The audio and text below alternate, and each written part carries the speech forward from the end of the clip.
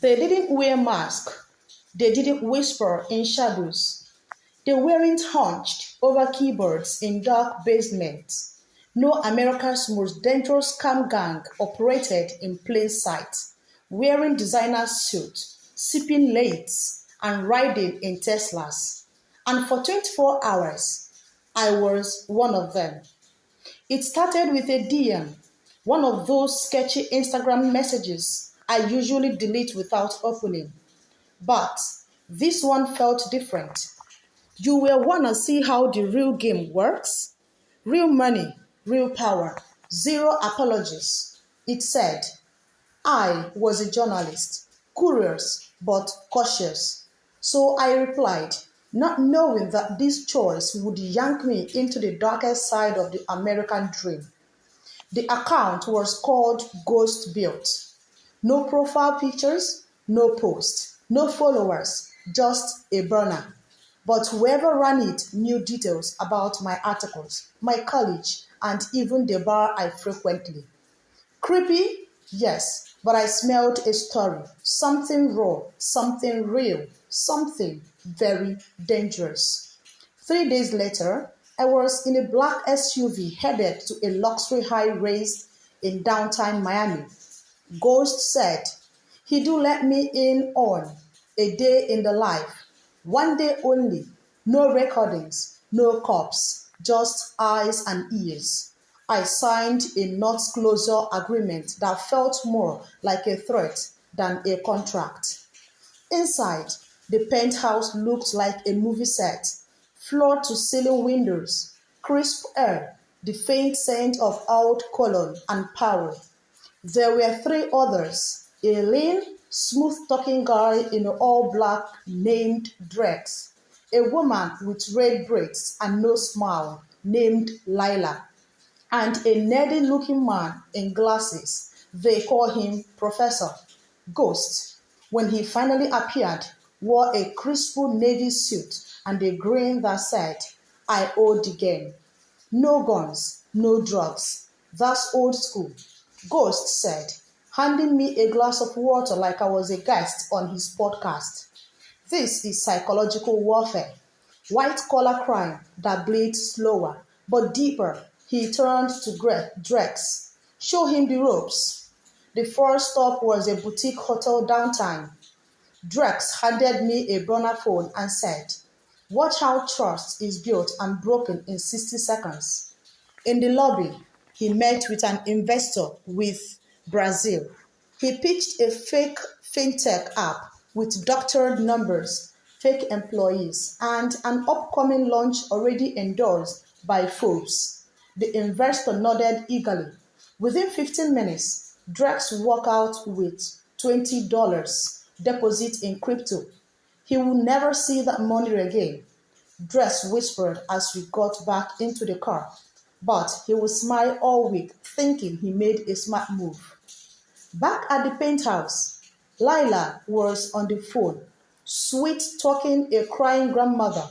No, ma'am, we would never ask for your bank password directly, but to recover your account. We just need you to confirm the numbers. The woman wept softly. Professor wrote down the digits on a whiteboard. Calm as a surgeon. That's her savings, he said. She's got cancer. We'll drain it by morning. I couldn't believe what I was seeing. These weren't desperate hustlers trying to survive. These were predators with playbooks, matrix, and Monday meetings. They weren't just robbing people. They were studying them, mapping emotions like scientists, manipulating trust like magicians. Later that evening, Ghost turned to me and asked, so, you still think journalism changed the world? Or do you see how we are the real storytellers? We sell hope, fear, urgency, and we always get paid. He wasn't asking for approval. He was offering me a mask. By 8 a.m. the next morning, the penthouse had turned into a war room. 5 phones were buzzing non-stop, laptops open, coffee brewing, screens showing dashboards I didn't recognize, one tracking conversation rates, Another labeled sentiment triggers. Ghost clapped once and said, "Alright, team, let's ruin someone's day." Dress walked me through the first con of the day. A tech support refund scam. They do send pop-ups to thousands of computers pretending to be Microsoft or Norton. When a victim called, Lila or Professor would answer in a call center voice, convincing them to install a remote desktop app. They would thank us for deleting their viruses while we drained their PayPal. Dress said with a smirk. The first call came in from Wisconsin, an old man confused and worried.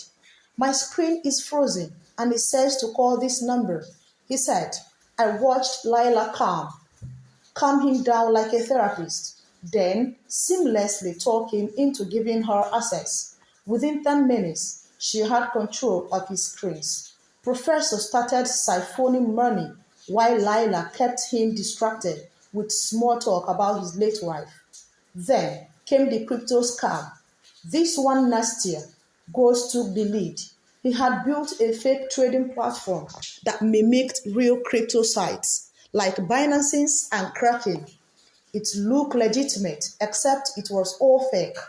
The trades, the charts, the help desk chat. A 22-year-old nursing student from Atlanta messaged their support asking why she couldn't withdraw her $40 in earnings. Ghost grinned. "Because, baby girl, there are no earnings." He messaged her back, pretending to be a customer support, telling her she needed to deposit $20 more to unlock her account. She cried through text. Then she sent the money. "What you're watching," Professor told me, "isn't theft. It is a transaction. We sell false hope. They buy it willingly, and then, when it's gone, they blame themselves." I asked if he felt anything. He shrugged. Empathy slows execution. We moved next to what they call the international play. It involved ghosting a Nigerian businessman looking to invest in Florida real estate. They created a fake brokerage firm, complete with LinkedIn profiles, Zoom meetings, and a fraudulent screw account. He was about to wire $75,000. Drex posed as the real estate agent, speaking with polished charm. He even dropped a few Yoruba words to sound connected. The businessman laughed, relieved. "I trust you, my brother." Those words stung. I wanted to scream, "Don't send it!" But I stayed silent, a journalist, an observer. Laila glanced at me after the call. "You're sweating," she said. "This part always breaks the new ones. It's not the scam, it's the trust. That moment when you realize how easily people give it and how cheaply we sell it." She wasn't bragging. She looked tired, like something inside her had eroded a long time ago. Back in the SUV, we rode in silence for a while. Ghost finally said, "You are thinking we are monsters? That's fine. But every single one of our victims wanted something: quick money, security, love, and status. We don't create the hunger, we just feed it."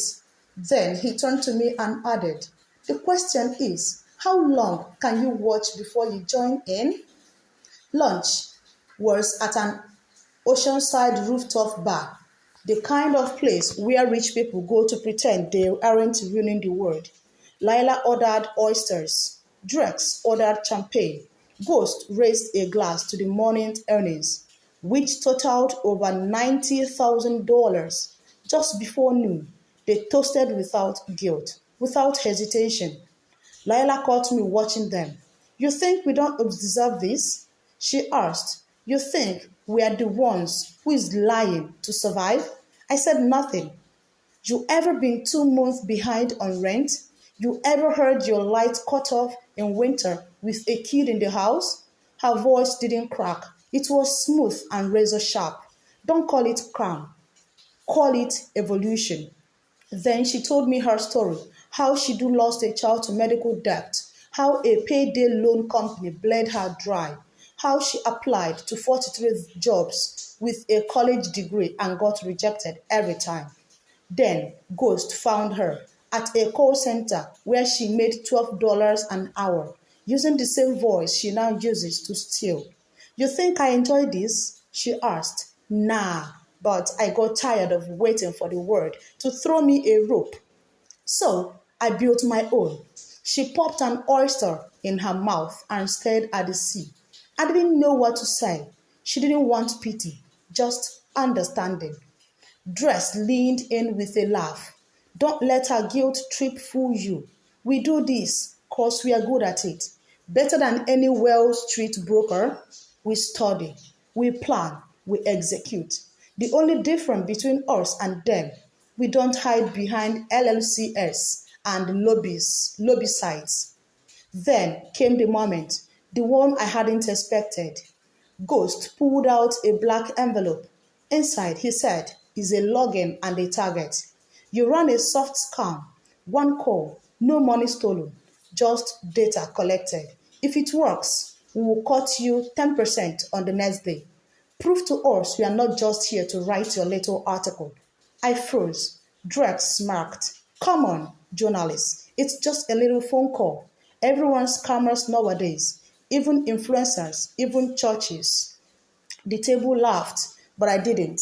I felt the envelope burning in my hand like a moral bomb waiting to go off.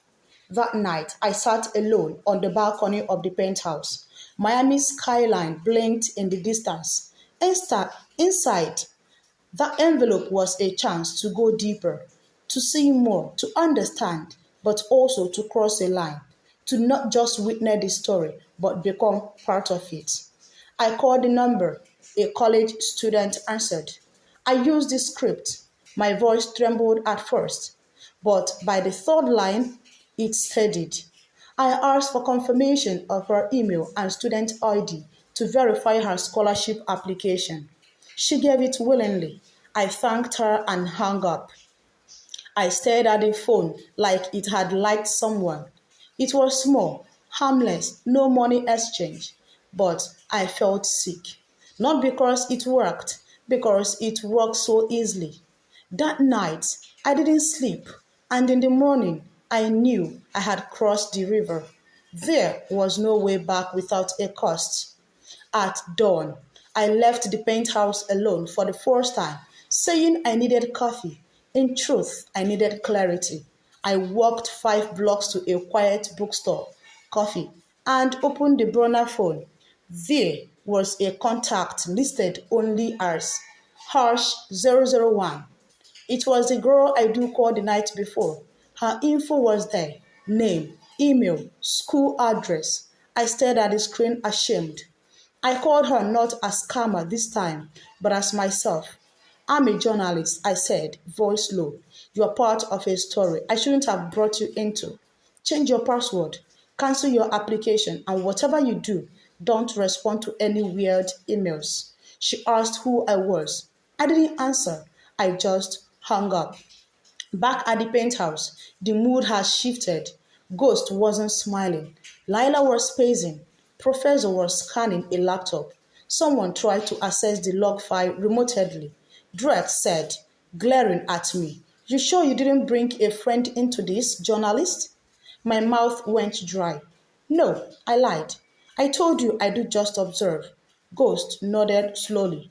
You did, and then you made a call. Not the one we gave you. He held up a small black device. My recorder. Found this in your coat lining. Clever, but not clever enough. They closed in around me. I thought it was over. I thought I'd be toast in a van, buried in the Everglades. Instead, Ghost pulled out a chair. A chair. Sit. You have two options, he said. One, we make you disappear. Two, you work with us. For real this time. No articles, no exposure. You vanish. Okay, no disposal. Two, you work with us for real. This time, no articles, no exposure. You vanish from journalism and your profile instead. I hesitated. My hands were shaking. Lila crossed her arms. We've let people go before, she said. They talk. It didn't end well. Dress pulled out his phone and showed me pictures, faces blurred, Names I didn't recognize. Whistleblowers, he said, don't end up like them.